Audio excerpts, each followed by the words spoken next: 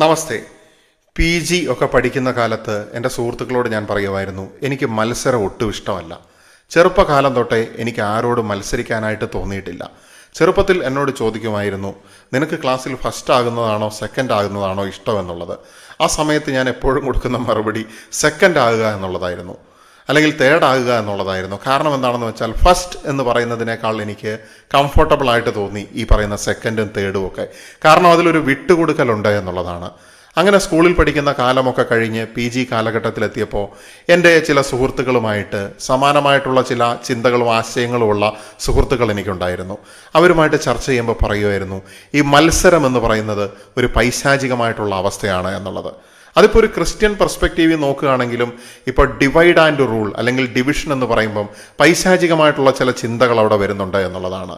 കാരണം ക്രിസ്ത്യൻ വിശ്വാസം അനുസരിച്ച് ദൈവം എന്ന് പറയുന്ന ആ ഒരു ശക്തി, സ്വർഗം, അവിടെ നിന്ന് ദൈവത്തിനോട് കോമ്പീറ്റ് ചെയ്യുന്നു. എന്തുകൊണ്ട് എനിക്ക് കൂടി ആരാധനയ്ക്ക് അർഹനായി കൂടാ എന്നുള്ള ഒരു ചിന്ത ഈ പറയുന്ന സാത്താൻ അല്ലെങ്കിൽ ഡെവിൾ അല്ലെങ്കിൽ പിശാച്, ലൂസിഫർ എന്നൊക്കെ പറയുന്ന ആ ഒരു ശക്തിക്ക് തോന്നുകയാണ്.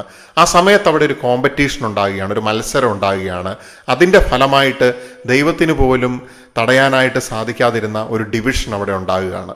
അപ്പോൾ അത് ചിലപ്പോൾ ഒരുപക്ഷെ ഈ ഒരു പെർസ്പെക്റ്റീവിലെ ദൈവസങ്കല്പങ്ങളുടെ ഒരു ലിമിറ്റേഷൻ ആയിരിക്കാം ദൈവം ഒരു ഡിവിഷന് കാരണമാകുന്നു എന്നുള്ളത്. അതിനും അപ്പുറത്തുള്ള തത്വശാസ്ത്രങ്ങളിലൂടെ നമ്മൾ ഓൾറെഡി സഞ്ചരിച്ചുകൊണ്ടിരിക്കുകയാണ്. പക്ഷേ എൻ്റെ വിഷയം അതൊന്നുമല്ല.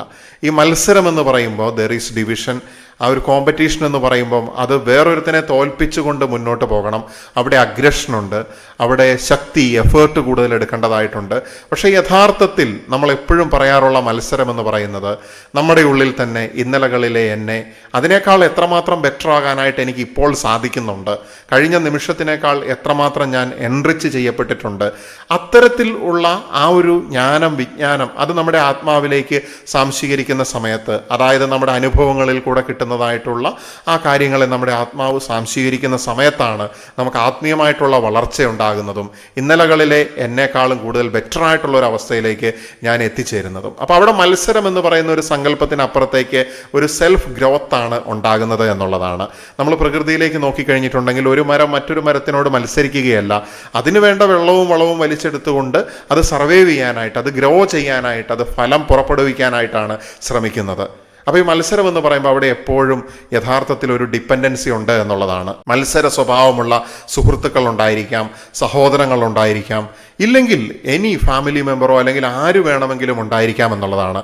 മത്സരത്തിൻ്റെ ഇടയിൽ ഈഗോ കയറി വരുമെന്നുള്ളതാണ്, അവിടെ അഹങ്കാരം വരുന്നു എന്നുള്ളതാണ്, അവിടെ അഗ്രഷൻ വരുന്നു എന്നുള്ളതാണ്. ഞാൻ പറയുന്നു, നീ ഇവിടെ മത്സരിക്കാൻ വേണ്ടിയിട്ട് വന്നതല്ല, കോമ്പീറ്റ് ചെയ്യാനായിട്ട് വന്നതല്ല, നിങ്ങൾ ഒബ്സർവ് ചെയ്യാനായിട്ട് വന്നതാണ്, റിഫ്ലക്റ്റ് ചെയ്യാനായിട്ട് വന്നതാണ്, വളരുവാൻ വേണ്ടി വന്നതാണ്. നീ മത്സരിക്കുന്നില്ല, നീ നിരീക്ഷിക്കുകയാണ് ചെയ്യുന്നത്. കാരണം മത്സരം എന്നുള്ളത് അഹങ്കാരത്തിന്റെ ഭാഷയാണ്, എന്നാൽ നിരീക്ഷണം എന്നുള്ളത് ബോധത്തിന്റെ ഭാഷയാണ്. മത്സരിക്കുന്ന സമയത്താണ് യഥാർത്ഥത്തിൽ നീ പിന്നിലായി പോകുന്നത്, എന്നാൽ നിരീക്ഷിക്കുന്ന സമയത്ത് നീ എപ്പോഴും അപ്പർ ഹാൻഡ് എടുത്തുകൊണ്ട് മുകളിലേക്ക് പോയിക്കൊണ്ടിരിക്കുകയാണ്. മത്സരിക്കുമ്പോൾ നമ്മൾ ഒന്നാം സ്ഥാനത്താണ് എന്നുണ്ടെങ്കിലും നമ്മൾ പിന്നിലാണ് ആത്യന്തികമായിട്ട്, എന്നാൽ നിരീക്ഷിക്കുന്ന സമയത്ത് നമ്മൾ എപ്പോഴും മുന്നിൽ പോയിക്കൊണ്ടേയിരിക്കുന്നു. കാരണം ഈ മത്സരിക്കുന്ന സമയത്ത് നമ്മൾ ഒരു കളിയുടെ ഉള്ളിലാണ്, അതിൽ നമ്മൾ വെറും ഒരു കളിക്കാരൻ മാത്രമാണ്. യഥാർത്ഥത്തിൽ ഇതിനെയെല്ലാം നിയന്ത്രിക്കുന്നതായിട്ടുള്ള ഒരു അവസ്ഥയിലേക്ക് എത്തുന്നതിനെ കുറിച്ചൊന്നും നമ്മൾ ചിന്തിക്കുന്നു പോലുമില്ല. നമ്മൾ ഒരു തരത്തിലുള്ള നമ്മുടെ ഫ്രീഡം ഇല്ലാത്ത ഒരു ജയിലിൽ കിടക്കുന്ന അവസ്ഥയാണ് നമ്മൾ മത്സരിക്കുന്ന സമയത്ത്. നമുക്ക് മനസ്സമാധാനം ഇല്ലാത്തൊരു ജീവിതം നമ്മൾ മുന്നോട്ട് കൊണ്ടുപോവുകയാണ്. മത്സരത്തിന്റെ സമയത്ത് നമ്മൾ മറ്റൊന്നും ചിന്തിക്കാതെ വേഗത്തിൽ ഓടിക്കൊണ്ടിരിക്കുകയാണ്. പക്ഷേ യഥാർത്ഥത്തിൽ ഈ വേഗത്തിൽ ഓടുന്ന അവസ്ഥയാണോ അതോ ശരിയായിട്ടുള്ള ദിശയിലൂടെ പോവുക എന്നുള്ളതാണോ പ്രധാനപ്പെട്ട കാര്യമെന്നുള്ള വലിയൊരു ചിന്ത ഇവിടെ മുന്നോട്ട് വെക്കുകയാണ്. മത്സരത്തിൽ ജയിക്കുന്ന വ്യക്തി എപ്പോഴും ജയിക്കുന്നതിനെ കുറിച്ചിട്ടുള്ള ആകാംക്ഷയിലാണ്. അയാളുടെ ഉള്ളിൽ ഒരു തരത്തിലുള്ള ആൻസൈറ്റി ഉണ്ട് എന്നുള്ളതാണ്. അയാൾക്ക് മനസ്സമാധാനം ലഭിക്കുന്നില്ല. എന്നാൽ കാര്യങ്ങൾ നിരീക്ഷിക്കുകയും മനസ്സിലാക്കുകയും ചെയ്യുന്ന വ്യക്തിയെ സംബന്ധിച്ചിടത്തോളം അയാൾ എപ്പോഴും ശാന്തതയിലാണ്. യഥാർത്ഥത്തിലുള്ള ആത്യന്തികമായിട്ടുള്ള വിജയം എന്ന് പറയുന്നത് ശാന്തത തന്നെയാണ്. പൗലോ കൊയ്ലോയുടെ വാക്കുകൾ നിങ്ങൾ കേട്ടിട്ടുണ്ടായിരിക്കും. യഥാർത്ഥത്തിലുള്ള സക്സസ് എന്ന് പറയുന്നത് ഒരുപാട് പണമുണ്ടാക്കുന്നതിനപ്പുറത്തേക്ക് സമാധാനത്തോടെ കിടക്കാൻ പോകുന്ന സമയത്ത് നമുക്ക് ബെഡിൽ കിടക്കാൻ പറ്റുന്നുണ്ടോ എന്നുള്ളതാണ്, നമുക്ക് സന്തോഷത്തോടു കൂടി ഉറങ്ങി എഴുന്നേക്കാനായിട്ട് പറ്റുന്നുണ്ടോ എന്നുള്ളതാണ്. മത്സരിക്കുന്ന സമയത്ത് അവിടെ വാദപ്രതിവാദങ്ങൾ ഉണ്ടാകുകയാണ്, അവിടെ ശബ്ദമുണ്ടാവുകയാണ്. മത്സരിക്കുന്നവർ എപ്പോഴും ശബ്ദമുണ്ടാക്കിക്കൊണ്ടേയിരിക്കുന്നു. എന്നാൽ മത്സരിക്കാത്ത വ്യക്തികളെ സംബന്ധിച്ചിടത്തോളം അവർക്കൊന്നും തെളിയിക്കേണ്ടതില്ല. അതിനപ്പുറത്തേക്ക് അവരുടെ സാന്നിധ്യം തന്നെ ശക്തമായിട്ടുള്ള ഒരു തെളിവായിട്ട് മാറുകയാണ്. അവരൊന്നും ചെയ്തില്ലെങ്കിൽ കൂടിയും. ചിലർ ശബ്ദമുണ്ടാക്കും, എന്നാൽ ചിലരുടെ സാന്നിധ്യം മാത്രം മതി അവിടെ ശക്തമായിട്ടുള്ള ഒരു ഇമ്പാക്റ്റ് ഉണ്ടാക്കുവാനായിട്ട്. മത്സരിക്കുന്നവർ എപ്പോഴും മറ്റുള്ളവരെ താരതമ്യം ചെയ്തുകൊണ്ടേയിരിക്കുന്നു. കാരണം മത്സരത്തിന്റെ ഓരോ സ്റ്റെപ്പുകളും അങ്ങനെയാണ് മുന്നോട്ട് പോയിക്കൊണ്ടിരിക്കുന്നത്. മറ്റുള്ളവൻ എവിടെ എത്തി എന്ന് നോക്കിക്കൊണ്ട് വേണം മുന്നോട്ട് പോകാനായിട്ട്. എന്നാൽ മത്സരിക്കാത്ത വ്യക്തിയെ സംബന്ധിച്ചിടത്തോളം അയാൾ പരിണമിച്ചുകൊണ്ടേയിരിക്കുകയാണ്. ഓരോ നിമിഷവും അയാളെയാണ് നിരീക്ഷിക്കുന്നത്. അയാൾ പരിണാമത്തിന്റെ പാത്രമാവുകയാണ്. അങ്ങനെ ബോധപരിണാമത്തിലൂടെ അയാൾക്ക് ജീവിതത്തിന്റെ അടുത്ത തലത്തിലേക്ക് എത്താനായിട്ട് സാധിക്കുകയാണ്.